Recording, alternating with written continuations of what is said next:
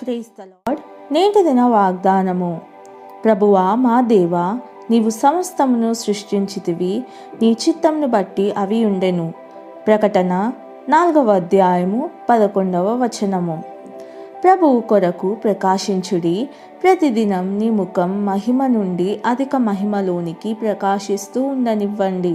అయినప్పటికీ ఈ ప్రస్తుత మహిమ పరిమితమైంది. మన మర్త్యమైన శరీరం పరిమితులు కలిగి ఉంది. దేవుని మహిమను కొంత శాతం మాత్రమే తీసుకునే సామర్థ్యం ఈ శరీరానికి ఉంది. అయితే నిత్యత్వంలో మన ప్రభువుతో మనం ఐక్యపరచబడినప్పుడు ఆయన మహిమలో మన మహిమ పరిపూర్ణమవుతుంది. ప్రార్థన. తండ్రివైన దేవా, ఈనాడు నీవు నాకు ఇచ్చిన అద్భుతమైన ఈ వాగ్దానం నిమిత్తం వందనాలు. ఇతరులకు అందించుటకు నీవు వాగ్దానం చేసిన రీతిగా మా శరీరాన్ని అధిక మహిమతో నింపనీయండి.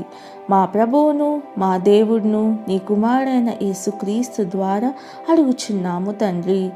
ఆమెన్.